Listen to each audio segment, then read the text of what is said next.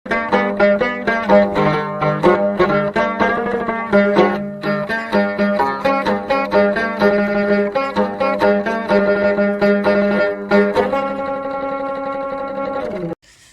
ងសិក្សាបន្តទៀតតើតើទៅនឹងមុខវិជ្ជាភាសាខ្មែរថ្នាក់ទី7នៃសិក្សាអំណានបាទថ្ងៃមុនយើងសិក្សារួចមកហើយតើតើទៅនឹងភាពខុសគ្នារវាងអត្ថបទល្ខោននិងអត្ថបទពាក្យរាយបាទអញ្ចឹងយើងយល់ច្បាស់ហើយអំពីអត្ថបទទាំងពីរហ្នឹងចឹងថ្ងៃនេះយើងបន្តទៀតគឺដល់អំណានតើតើទៅនឹងរឿងព្រះអាទិត្យរះហើយបាទហើយនៅក្នុងអំណានរឿងព្រះអាទិត្យរះហើយនេះក៏នៅក្នុងលំហាត់របស់យើងមេរៀនមុនក៏គេឲ្យអានបាទនេះដោយសារវីដេអូមុនខ្ញុំបាទអត់បានធ្វើលំហាត់នឹងជូនដោយសារយើងចាំសិក្សាមេរៀននឹងតែម្ដងហើយធ្វើលំហាត់នឹងតែម្ដងព្រោះលំហាត់ហ្នឹងគឺគេឲ្យចូលនៅអានអត្ថបទបន្តបន្ទាប់ដែលមានរឿងព្រះអាទិត្យរះហើយនិងរឿងបុរសកំសត់សង់ខ្ទើមក្បែរផ្ទះសេដ្ឋីធ្វើត្រាប់សេដ្ឋីនិងរឿងមិត្តសនិទ្ធដើម្បីបញ្ជាក់ថាអត្ថបទណាមួយជាអត្ថបទល្ខោនហើយអត្ថបទណាមួយជាអត្ថបទពាក្យរាយបាទអញ្ចឹងណាអត្ថបទត្រូវអានបន្តហ្នឹងគឺតើតើហ្នឹងរឿងព្រះអាទិត្យរះហើយអញ្ចឹងយើងចាំមើលអត្ថបទនេះហើយសង្កេតទៅលើលំហាត់របស់យើងណាបាទអញ្ចឹងយើងមើលរឿងព្រះអាទិត្យរះហើយនេះតើចំណងជើងនេះគេចង់និយាយពីអ្វីដែរបាទយើងសិក្សាទៅលើចំណងជើងមើលតើចំណងជើងរឿងនេះគេចង់និយាយពីអ្វីដែរបាទគេចង់និយាយពីអីចំណងជើងអញ្ចឹងតាមរយៈចំណងជើងនៃអត្ថបទនេះគឺគេចង់និយាយពីនៃចំថាពន្លឺរស្មីនៃព្រះអាទិត្យបានរះចិញ្ចែងចិញ្ចាចបាទចិញ្ចាចបំបត្តិនៅភាពអីគេងងឹតសូន្យសន្សង់បាទសរសៃរសារខ្ញុំតាំងមកដាសាយណាបាទអាននៃធៀបវិញគេចង់និយាយពីអីគេពីថារឿងឬក៏ប្រការល្អបានកើតមានឡើងហើយវាលុបបំបត្តិចោលអស់នៅភាគនៅប្រការអាក្រក់ដែលមានពីមុនមកបាទអញ្ចឹងនៅក្នុងចំណងជើងនេះគេចង់និយាយន័យពីរឬថាអត្ថបដិរូបនិងអដ្ឋានរូបបាទគឺមានន័យថាន័យចំនិងន័យធៀបអាហ្នឹងយើងសិក្សាទៅលើចំណងជើងនេះន័យចំយើងបានដឹងហើយគេចង់និយាយអំពីរស្មីនៃព្រះអាទិត្យហ្នឹងពន្លឺព្រះអាទិត្យហ្នឹងបានរះភ្លឺជីចែងចាយបាទបំបត្តិនៅភាពងងឹតសូន្យសង់ហើយបើយើងនិយាយន័យធៀបគេចង់និយាយថារឿងល្អរឿងថ្មីដែលល្អហ្នឹងកើតមានឡើងហើយរឿងក្រក់ហ្នឹងក៏បានបាត់បង់ទៅបាទឥឡូវយើងមើលរូបភាពម្ដងអញ្ចឹងតាមរយៈរូបភាពយើងឃើញមានអីខ្លះបាទយើងឃើញមានបុរសម្នាក់អញ្ចឹងណាបុរសម្នាក់ស្ត្រីម្នាក់អីហ្នឹងបុរសម្នាក់ស្ត្រីម្នាក់និងក្មេងប្រហែលអ្នកក្មេងស្រីកំពុងអីគេប្រាស្រ័យទំនាក់ទំនងគ្នា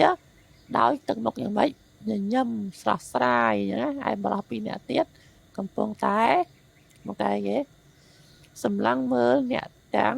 3នាក់បាទបងមើលអ្នកទាំង3ហ្នឹងហើយអីគេទឹកមុខសប្បាយរីករាយដែរអញ្ចឹងនៅក្នុងរូបភាពនេះគេចង់មានន័យថាម៉េចគេចង់មានន័យថាក្រុមគ្រួសារណាក្រុមគ្រួសារហ្នឹង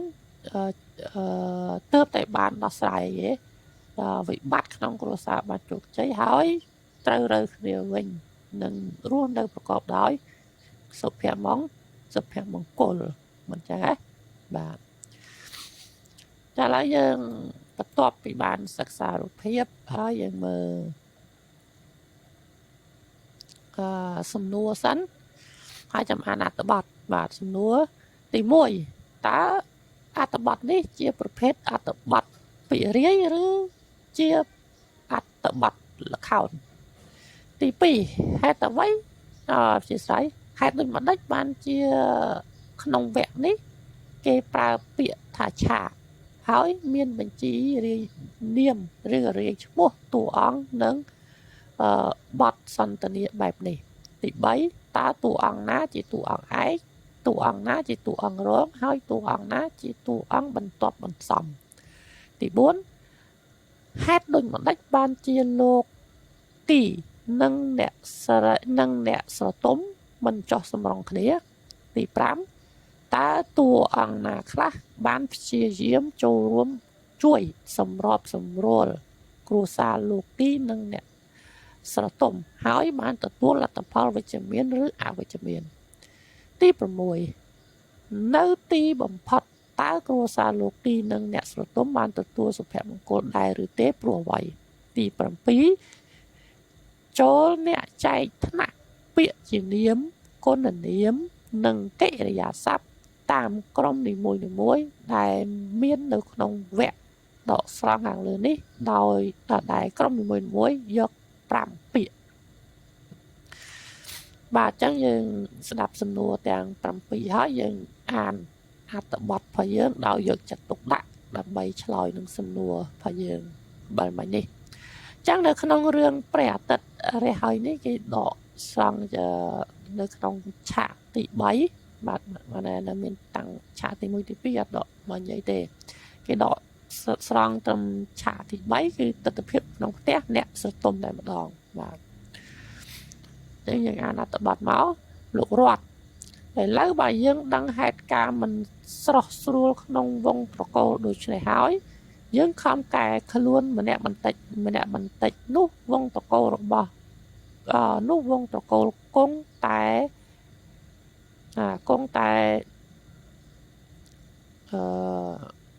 បាទមានសុភ័ក្រគង់តែរកសុភមង្គលឃើញឡើងវិញឡើងទេឥឡូវបើយើងរកឃើញហេតុមិនស្រួលក្នុងគ្រួសារហើយ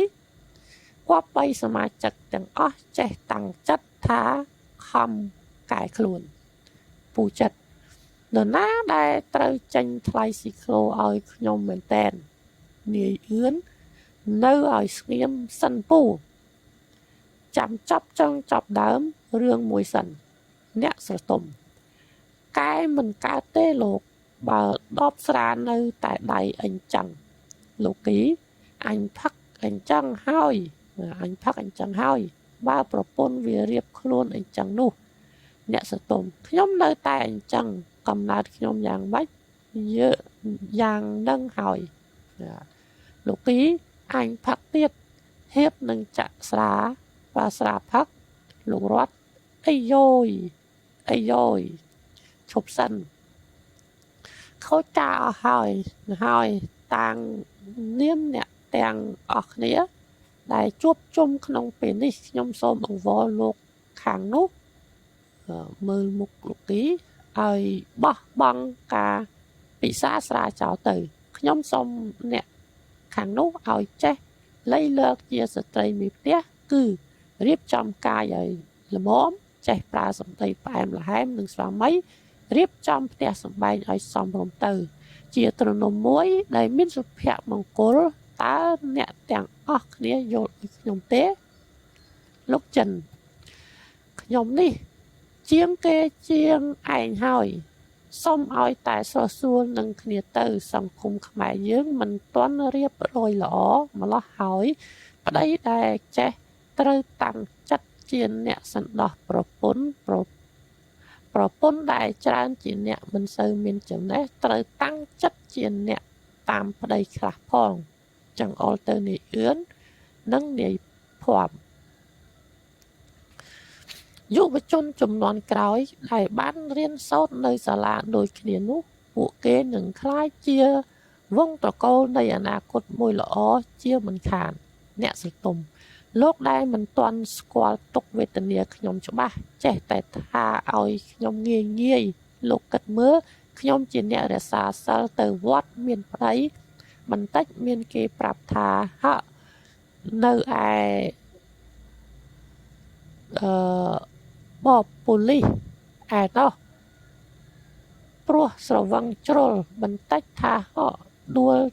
នៅទៀមស្រាយនោះគេដឹកយកមកប្រាក់ខែប្រាក់ចុងអីក៏ខ្ទេចអស់ដែរខ្ញុំវេទនាណាស់លោកទីវេទនាព្រោះតែគំនិតឯងតែតាំងខ្លួនជាដុំថ្មជាងក់ខ្ញុំទ្រាំមិនបានខ្ញុំទ្រាំមិនបានខ្ញុំផឹកស្រាទៅលោករត់ចំទៀតហើយឈប់ជជែកគ្នាត្រឹមប៉ុណ្ណឹងព្រមទទួលទាំងពីរនាក់ថាម្នាក់ខុសបន្តិចចោះងាកទៅរកអ្នកសតុំមិនអីចឹងទៅហើយអ្នកសតុំលោកចេះធ្វើម្ដេចឲ្យគេឈប់ផឹកស្រាទៅខ្ញុំនោះមិនអីទេលោកគីលោកចេះធ្វើយ៉ាងម៉េចឲ្យគេចេះស្គាល់កំហុសគេហើយចេះរៀបចំសម្ដីរៀបចំខ្លួនប្រាណឲ្យស្រួលនឹងប្តីទៅខ្ញុំនោះវាមិនអីទេលោករត់ម្នាក់កាន់តែជឿនលឿនទៅមុខហើយពូចិត្តអញ្ចឹងណោះអញ្ចឹងណែសុំលុយថ្លៃស៊ីក្រូមកសុំឲ្យគេគិតមួយយប់តែម្ដងទៅនិយាយអឿនលោកពូអ្នកមីងការស្រស់ស្រួលរវាងលោកពូនិងអ្នកមីងមានន័យនិងមានសារៈសំខាន់ណាស់បានន័យថានៅពេលដែលយើងកំពុងស្វែងសាងសង្គមដើម្បីឲ្យមានរបៀបរៀបរយយើងម្នាក់ចេះព្រមទទួលកំហុសខ្លួនការស្គាល់កំហុសនេះហើយជាការស្ម័គ្រចិត្តព្រមគ្នាទទួលប្រឹងប្រែងកែខ្លួនជាថ្មីឡើងវិញពូចិត្តវែងណាស់សំលុយមកលោកចិនលោកក្មួយមានឧត្តមកតេល្អណាស់ឮសម្ដីក្មួយហើយផ្ទះស្មាននិយាយធ្វើឲ្យយើងទាំងអស់គ្នាសង្ឃឹមថាអនាគតខ្មែរមិនសាបសូន្យទេនាងភ័ព្វខ្ញុំសូមនិយាយម្ដងដំបូងខ្ញុំសូមទោសលោកពូរតលោកពូចិត្តបងអឿននិងលោកពូចិនដែលអត់ងងុយអស់មួយយប់បើកពីរឿងប៉ានិងម៉ែខ្ញុំរឿងទាំងនេះខ្ញុំសូមអរគុណលោកពូទាំងអស់ដែលបានខំខ្នះខ្នែងបណ្ដុះសុភមង្គលឲ្យកើតក្នុងវងត្រកូលខ្ញុំវិញវងត្រកូលដែលគ្មានសុភមង្គលប្រៀបដូចជាទន្លេគ្មានទឹកប្រៀបដូចផ្ទះឥដ្ឋដំបូលនាងភ័ព្វលុតជង្គង់ចោះលោកប៉ាអ្នកម៉ែកូនសូមលោកប៉ាអ្នកម៉ែធ្វើម្ដេចយល់ព្រមមូលចិត្តគ្នាវិញទៅចោះទើបកូនរស់បានសប្បាយដូចកូនគេធម្មតាក្នុងលោកនេះគ្មានទុកអ្វីធំជាងទុកកូនស្រីដែលម្ដាយឪពុកឆ្លោះគ្នានោះទេកូនស្រឡាញ់អ្នកមានគុណទាំងពីរស្មើគ្នាសូមលោកប៉ានិងអ្នកម៉ែជ្រាបអ្នកសតុំកូនអើយកូនម្ដាយកូនចង់យ៉ាងម៉េចម៉ែធ្វើតាមទាំងអស់លោកពីរដើរទៅកាន់ដៃកូនម្ខាងទៀតកូនរបស់ឪពុកកូនចង់យ៉ាងម៉េចឪពុកធ្វើតាមទាំងអស់នាងភ័ព្វចាប់ដៃឪពុកនិងម្ដាយផ្គុំគ្នាហើយសំឡេងបាសាបាសីយំជ្រាវជ្រែកភ្លើងលើឆាកបើកទាំងអស់បញ្ជាក់ថាព្រះអាទិត្យរះហើយព្រះសូរិយាបញ្ចេញរស្មីត្រចះនាងភ័ព្វបាសាបាសីសត្វពីហណៈជាមិត្តទាំងឡាយអ្នកបានច្រៀងកងរំពងឡើងជាសញ្ញាមួយអបអរសាទរវងតកោខ្ញុំដែលត្រឡប់មករកសុភមង្គលវិញសំឡេងអ្នកពីរោះណាស់មកតាស់អារម្មណ៍មនុស្សឲ្យមានសង្ឃឹមហើយត្រេកត្រអាលនឹងជីវិតថ្មីជានិច្ចបាទអញ្ចឹង នៅក្នុងអត្ថបទនេះគឺដកស្រង់និងកែសម្រួលចេញពីល្ខោននិយាយរឿងវងត្រកូលកំសត់ឬព្រះអាទិត្យរះហើយឆាកទី3និពន្ធដោយលោកហងថនហៈបាទចឹងយើងបានស្ដាប់ហើយនៅអត្ថបទយើងនេះបាទចឹងយើងមើលសំណួររបស់យើងបាទក៏យើងបានស្ដាប់ហើយតើអត្ថបទយើងយ៉ាងម៉េចបាទសំណួរទី1តើអត្ថបទនេះជាប្រភេទអត្ថបទពាក្យរាយឬជាអត្ថបទល្ខោនបាទយើងមើលអត្ថបទនឹងមើលយើងដឹងហើយអត្ថបទល្ខោនមានន័យថាម៉េចបាទវាជាអត្ថបទមួយប្រភេទដែលបញ្ជាក់បញ្ជីឈ្មោះតួអង្គមកខាងហើយនឹងអត្ថបទសន្ទនាមកខាងអញ្ចឹងហើយចានេះមានលក្ខណៈបែបហ្នឹងទេមានឈ្មោះមកខាងឃើញទេបាទមានឈ្មោះមកខាងហើយអត្ថបទសន្ទនាមកខាងបាទអញ្ចឹងនេះយើងអាចដឹងបានហើយថាជាអត្ថបទអីគេអត្ថបទល្ខោនបាទអញ្ចឹងអត្ថបទនេះជាប្រភេទអត្ថបទល្ខោនបាទទី2ហេតុដូចម្ដេចបានជាក្នុងវគ្គនេះគេប្រើពាក្យថាឆាកហើយមានបញ្ជីរាយឈ្មោះតួអង្គនិងបទនិងបទសន្ទនាបែបនេះអញ្ចឹងបានជាក្នុងវគ្គហ្នឹងគេប្រើពាក្យថាឆាកព្រោះអីព្រោះវាជាប្រភេទអត្ថបទល្ខោនហើយមានអីគេបញ្ជីរាយនាមឈ្មោះតួអង្គនិងបទសន្ទនាបែបនេះព្រោះដើម្បីប្រាប់ឲ្យដឹងពីអ្នកដែលត្រូវនិយាយនិងពាក្យពេចន៍ដែលត្រូវសន្ទនាបាទអញ្ចឹងបាទអញ្ចឹងដែលបានគេហៅថាវគ្គហៅថាឆាកដោយសារជាប្រភេទអត្ថបទល្ខោនបាទអញ្ចឹងមានបញ្ជីរាយឈ្មោះតួអង្គនិងបទសន្ទនាដើម្បីឲ្យគេបញ្ជាក់ឲ្យតួអង្គណាត្រូវនិយាយត្រូវពោលអញ្ចឹងត្រូវសន្ទនាបាទទី3តើតួអង្គណាជាតួអង្គឯកតួអង្គណាជាតួអង្គរងហើយតួអង្គណាជាតួអង្គបន្តបន្សំអញ្ចឹងតួអង្គឯកតួអង្គរងយើងសិក្សារួចហើយមិនអញ្ចឹងណាបាទអញ្ចឹងតួអង្គឯកគឺអីគេលោកទីនិងអ្នកសតុំមិនបាទនឹងតួអង្គឯកហើយតួអង្គរងជាណាគេ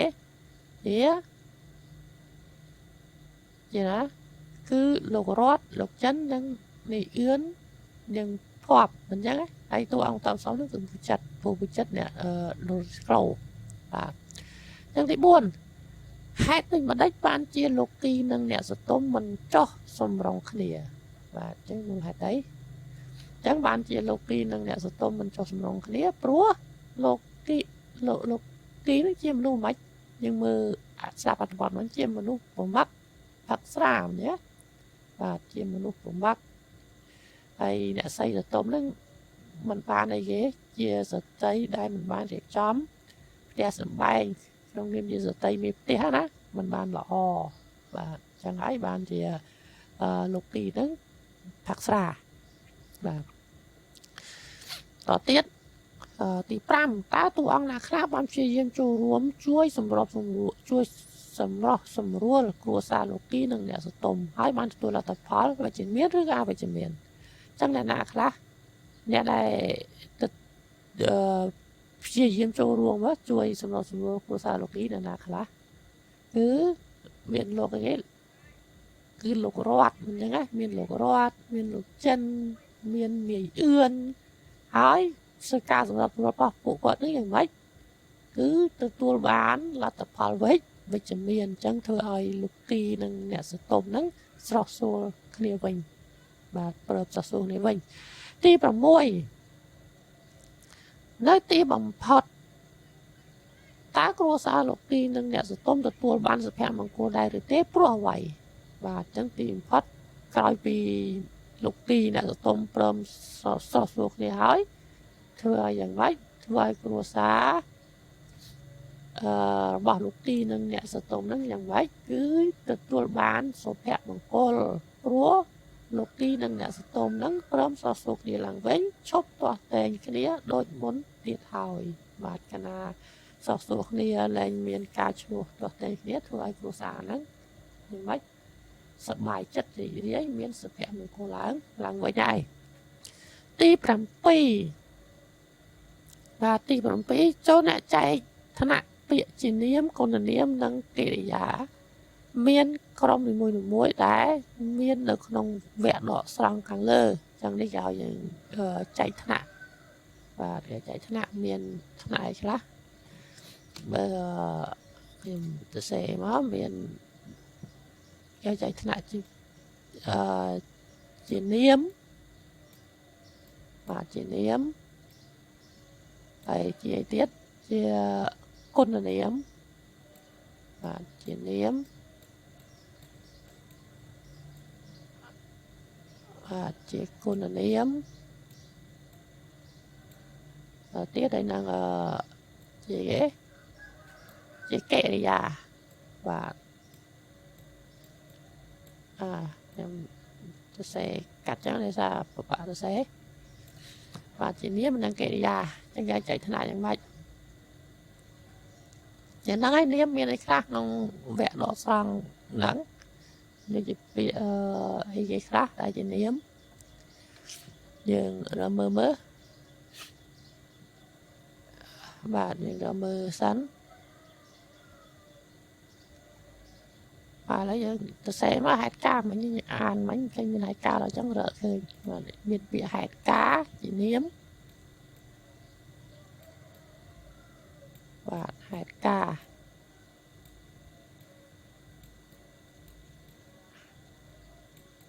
ជានាមហេតុការណ៍ឥឡូវស្វ័យបាក់សេខ្ញុំបាក់សេខ្ញុំអានហៅចឹងឲ្យយើងកត់ទៅ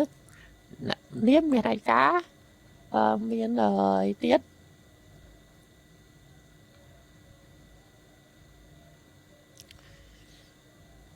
ដូច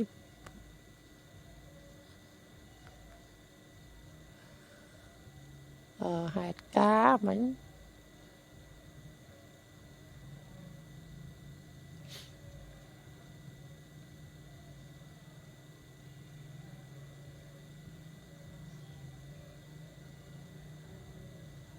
នេះវងតកូល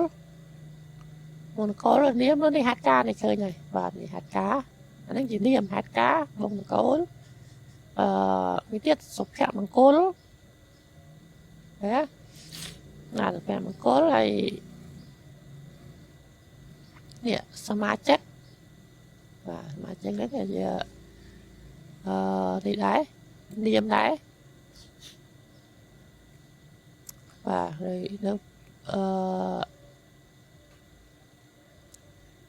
បាទស៊ីក្លូ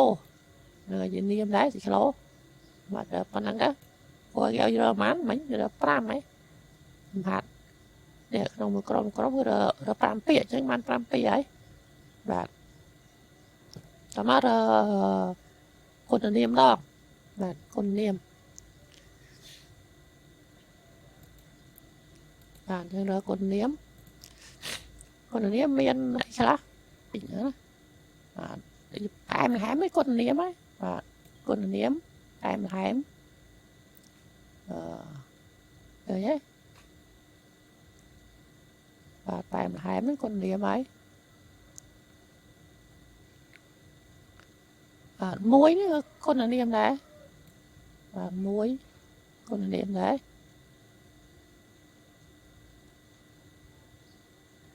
មួយគុណនាមនេះហ្នឹងគុណនាមបាទនេះនោះគុណនាមហ៎បាទ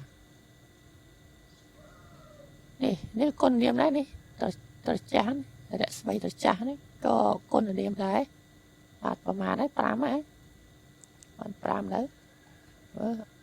បាទ4ហើយ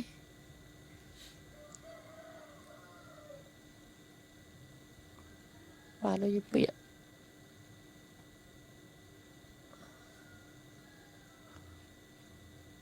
ល្អក៏គុណនាមដែរល្អនេះអានជួបល្អមិញ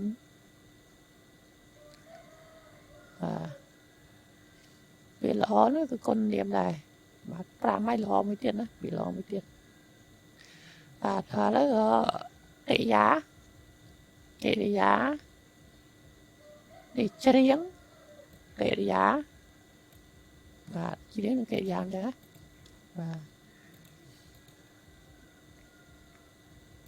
បាទច្រៀងនេះកិរិយាច្រៀង